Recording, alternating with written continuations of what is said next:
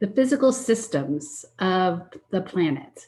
So let's talk about the systems that are not generally biological, but that occur on our planet. So including like the atmospheric system, or including the hydrological system or cycle. We could also talk about the way that the wind is generated and moves, and also moving precipitation patterns.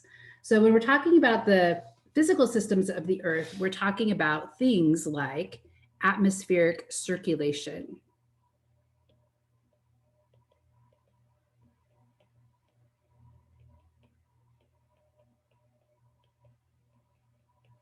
We are talking about surface winds, precipitation patterns on our planet. We can also talk about oceanic circulation. Now, when we're talking about all of these, there is a source of energy that does work, and it creates these systems. So the energy that drives these systems would be solar energy. So this is sunlight. We have another system which involves the energy coming out of the center of our planet. So those are more geological systems. So we can talk about geological systems, which include volcanoes.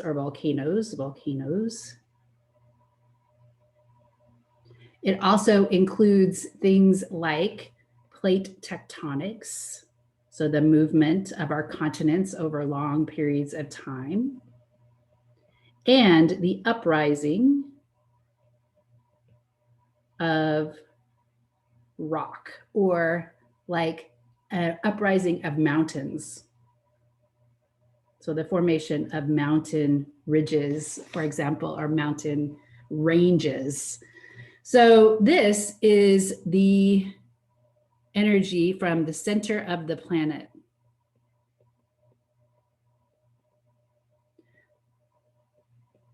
We do actually have some ecosystems that are powered by thermal vents that are venting hot water out of the ocean, for example. But most of our ecological processes are at the surface of the planet, and they are run by solar energy. So when I talk about what is the work that the sun does, this is what I'm talking about. I'm not talking about, oh, it heats up my house, or I can use it to produce electricity, right? So I'm talking about this, with the work that the sun does. And you'll also remember that these are kind of interrelated, because we could have the uprising of rock sediment that is high in phosphorus, and then we get precipitation and water and erosion that releases that nutrient from the rock. And so we can talk about how rocks are lifted up, how they're created, how they're lifted up, and then how they're eroded down. And so these are some of the physical systems, the main physical systems of the planet. So if we look at this solar energy that is coming in, we can talk about the percentage of it that actually hits the planet, the surface. So that is about 48% of it hits the planet. So what are some things that prevent it from hitting the planet? We could talk about cloud cover. We all know that it is cooler on a cloudy day. We also know that clouds can sometimes hold in the heat at night. So for example, if it clouds over right before it gets dark, for example, then you get this heat that resides underneath that layer of clouds, and it will keep it warm for the entire evening or the entire night until the sun comes back up again. So it's important to realize that we have this albedo or albedo effect, which is the reflection of energy. So the total reflected is about 31%. This is important specifically when we're talking about climate systems, because perhaps we could either increase cloud cover, we could increase the particles in the atmosphere that scatter the light energy. Maybe we could create clouds or aerosols that cover the planet that help to keep the solar energy from hitting the surface and heating us up. There's even some talk of like putting giant mirrors, right, up that reflect that light, like in outer space, that reflect it back up, right? So there's all kinds of talk about how we're going to keep this excess energy from hitting the surface and warming up our planet to a point where it will not be able to go back to homeostasis. Okay.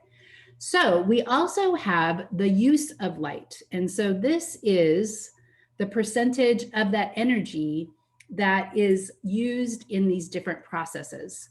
So the hydrological cycle, you remember that we talked about how sunlight causes evaporation of water. And this is super important at the ocean levels because this is how we get fresh water.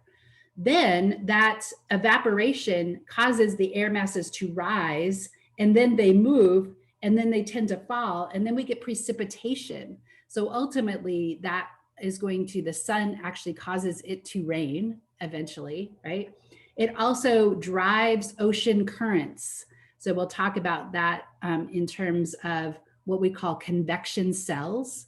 It creates atmospheric cycles, right? And it determines where it is likely to rain on our planet versus where it is likely to be dry. You'll notice that a lot of it is just converted to heat. And you'll remember from our discussion of entropy that heat is not an easy thing to reclaim. It is a very disordered source of energy. So it's hard for us to get that heat and to use it to do stuff. But we could build passive solar houses, right? And allow our houses to warm up based upon the sun coming in and heating up masses of, say, for example, floors or stonework in your house. Okay. The other thing about energy, about sunlight, is that it can power photosynthesis. So this is a biological system. The plants, the producers, are able to take that sunlight and use that energy to produce carbohydrates.